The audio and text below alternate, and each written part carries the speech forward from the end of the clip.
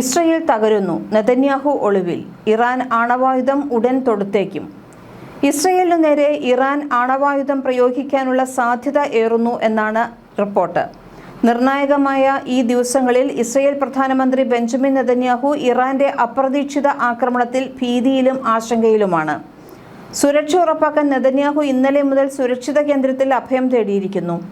ഇസ്രയേലിന്റെ നഗരങ്ങളെ വിറപ്പിച്ച് ഇറാൻ തൊടുത്ത മിസൈലുകൾ വിവിധ നഗരങ്ങളിൽ നേരിട്ട് പതിച്ചതോടെ ഒട്ടേറെ കെട്ടിടങ്ങൾ കൂട്ടത്തോടെ തകർന്നു. തെക്കൻ ഇസ്രയേലിലെ അറാദിലും ഡിമോണയിലും ഉൾപ്പെടെ ഇറാൻ നടത്തിയ ആക്രമണത്തിൽ 100-ലേറെ പേർക്ക് പരിക്കേറ്റു. ഇതിൽ 20-ലേറെ പേരുടെ നില ഗുരുതരമാണെന്നാണ് റിപ്പോർട്ടുകൾ. ഇസ്രയേലിന്റെ വ്യോമ പ്രതിരോധ സംവിധാനങ്ങളെ മറികടന്നാണ് മിസൈലുകൾ ജനവാസ മേഖലയിൽ പതിച്ചത്. ഇറാന്റെ ബാലിസ്റ്റിക് മിസൈലുകൾ തടയുന്നതിൽ ഇസ്രയേലിന്റെ ഡോം സംവിധാനം പരാജയപ്പെട്ടതോടെ ഇനിയുള്ള മണിക്കൂറുകളിൽ എന്തും സംഭവിക്കാനുള്ള സാഹചര്യമാണ് നിലവിലുള്ളത്. ഇസ്രയേലിലെ ആണവ കേന്ദ്രത്തിന് സമീപം ഇറാൻ നടത്തിയ ആക്രമണത്തിൽ ആണ് 100-ലേറെ പേർക്ക് പരിക്കേറ്റത്.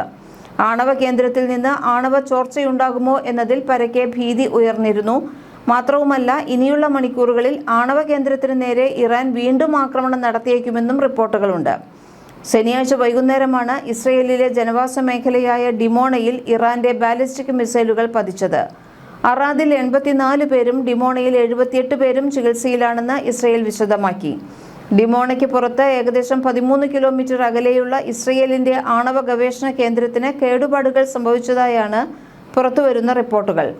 യുദ്ധം 2 ആഴ്ച പിന്നിടുമ്പോൾ ഇസ്രയേൽ വൻ തകർച്ചയെയാണ് നേരിടുന്നത്. ഇനിയുള്ള മണിക്കൂറുകളിൽ അമേരിക്കയുടെ നീക്കവും നിലപാടുമാണ് യുദ്ധത്തിൽ നിർണായകമാകുക. ഫത്ത, ഇമാദ് മിസൈലുകൾ ഡ്രോണുകൾക്ക് പുറമെ ഇസ്രയേലിലേക്ക് തൊടുത്തു എന്നാണ് റിപ്പോർട്ട്. ആക്രമണങ്ങളിൽ ഇസ്രയേലിൽ മാത്രം 200 പേർ കൊല്ലപ്പെടുകയോ പരിക്കേൽക്കുകയോ ചെയ്തിട്ടുണ്ടെന്നും ഇറാൻ ഔദ്യോഗിക ടെലിവിഷൻ റിപ്പോർട്ട് ചെയ്തു. ശനിയാഴ്ച ഇറാന്റെ നടാൻസ് ആണവ നിലയത്തിന് നേരെയുണ്ടായ ആക്രമണത്തിന് മറുപടിയായാണ് ഈ നീക്കമെന്ന് ഇറാൻ ടെലിവിഷൻ നേരത്തെ വ്യക്തമാക്കിയിരുന്നു. ഫെബ്രുവരി 28-ന് നടന്ന US ഇസ്രയേൽ ആക്രമണത്തിന് ശേഷം ടെഹ്റാൻ ഇസ്രയേലിന് നേരെ 400 മിസൈലുകൾ തൊടുത്തുവിട്ടുവെന്നും ഇതിൽ 92% തടഞ്ഞുവെന്നുമാണ് ഇസ്രയേൽ അവകാശപ്പെടുന്നത്. 100 കണക്കിന് കിലോഗ്രാം ഭാരമുള്ള യുദ്ധമുനകളുള്ള ബാലിസ്റ്റിക് മിസൈലുകൾ തടയുന്നതിൽ പ്രതിരോധ സംവിധാനം പരാജയപ്പെട്ടതായി ഇസ്രയേൽ സമ്മതിക്കുന്നു. നെഗേവ് മരുഭൂമിയിലെ Shimon Perez Negev nuclear research centre സാധാരണയായി ഡിമോണ റിയാക്ടർ എന്നാണ് അറിയപ്പെടുന്നത്. ഇസ്രയേലിന്റെ ആണവായുധ ശേഖരം ഇവിടെയാണെന്നാണ് പരക്കെ കരുതപ്പെടുന്നത്. മധ്യ ഇസ്രയേലിൽ ഇന്ന് രാവിലെ വീണ്ടും കനത്ത സ്ഫോടനങ്ങൾ ഉണ്ടായെന്നാണ് റിപ്പോർട്ടുകൾ. മിസൈൽ അലർട്ടിന് പിന്നാലെയാണ് സ്ഫോടനങ്ങൾ ഉണ്ടായതെന്ന് വാർത്താ ഏജൻസികൾ റിപ്പോർട്ട് ചെയ്തു. ആരദ്, ഡിമോണ, ഇലാഡ്, ബീർഷീവ, കിര്യത്ത് ഗട്ട് എന്നിവിടങ്ങളിൽ വ്യാപക നാശം വിതച്ചുവെന്നും കുൽവൈത്തിലെ അലി അൽ സലീമും UAEയിലെ US വ്യോമതാവളങ്ങളായ അൽ മിനാദ്, അൽ ദഫ്രയും ആക്രമിച്ചു എന്നും ഇറാൻ സൈന്യം അവകാശപ്പെട്ടു. പ്രദേശമാകെ ആംബുലൻസുകളും സൈനിക ഹെലികോപ്റ്ററുകളും കൊണ്ട് നിറഞ്ഞിരിക്കുകയാണെന്നും ഇറാൻ പറയുന്നു. യുദ്ധം ആരംഭിച്ച ശേഷം ഏറ്റവും നാശമുണ്ടായത് ശനിയാഴ്ചയും ഞായറാഴ്ചയുമാണെന്നാണ് ഇസ്രയേലി മാധ്യമങ്ങൾ റിപ്പോർട്ട് ചെയ്തത്.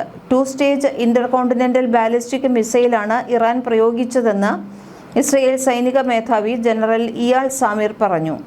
ഇറാന്റെ മിസൈൽ ശേഷി അത്യാധുനികമാണെന്നും ഇസ്രയേലിനെ പോലും തകർക്കാൻ ഇതിനു ശേഷിയുണ്ടെന്നും ഈ ആക്രമണത്തിലൂടെ വ്യക്തമാവുകയും ചെയ്തു. വരും ദിവസങ്ങളിൽ ആക്രമണം ശക്തമാകുമെന്നും യുദ്ധം ഉടനെയൊന്നും അവസാനിക്കില്ല എന്നും ഇസ്രയേൽ പ്രതിരോധ മന്ത്രി ഇസ്രയേൽ കാറ്റ്സ് വ്യക്തമാക്കി. ബുദ്ധിമുട്ടേറിയ ഒരു സായാഹ്നമാണ് കടന്നുപോയതെന്നും ജനങ്ങളുടെ വേദനയിൽ പങ്കുചേരുന്നെന്നുമായിരുന്നു ബെഞ്ചമിൻ നെതന്യാഹുവിന്റെ കുറ്റസമ്മതം. ഈ ആക്രമണത്തിന് പകരം വീട്ടുമെന്നും നെതന്യാഹു മുന്നറിയിപ്പ് നൽകിയിട്ടുണ്ട്. അതിനിടെ ഇന്ന് പുലർച്ചെ ടെഹ്റാൻ ലക്ഷ്യമിട്ടെത്തിയ ഇസ്രയേലിന്റെ ഡ്രോൺ ഫലപ്രദമായി പ്രതിരോധിച്ചു എന്ന് ഇറാൻ സൈന്യം അറിയിച്ചു. ഇറാന്റെ ഏറ്റവും പുതിയ തിരിച്ചടിയിൽ ഇസ്രയേലിൽ 1000-ഓളം വീടുകൾ തകർന്നിട്ടുണ്ട്. ഇന്നലെ മുതൽ വീടുകളിൽ നിന്ന് 200-ഓളം പേരെ ഒഴിപ്പിച്ചിട്ടുമുണ്ട്. ഹോർമൂസ് കടലിടുക്ക് തുറന്നുകൊടുത്തില്ല എങ്കിൽ ഇറാന്റെ ഊർജ്ജ നിലയങ്ങൾ തകർക്കുമെന്ന അമേരിക്കൻ പ്രസിഡന്റ് ഡൊണാൾഡ് ട്രംപിന്റെ അന്ത്യശാസനത്തിന് പിന്നാലെ കടുത്ത പ്രത്യാക്രമണ മുന്നറിയിപ്പുമായി ഇറാൻ നേരത്തെ തന്നെ രംഗത്തെത്തിയിരുന്നു. ഗൾഫ് മേഖലയിലെ അമേരിക്കൻ സൈനിക താവളങ്ങളെയും സഖ്യകക്ഷികളുടെ അടിസ്ഥാന സൗകര്യങ്ങളെയും ലക്ഷ്യമിടുമെന്നായിരുന്നു ഇറാന്റെ ഭീഷണി. ഇതിന് പിന്നാലെയാണ് ആക്രമണം കടുപ്പിച്ചത്. ന്യൂസ് ഡെസ്ക് മലയാളി വാർത്ത.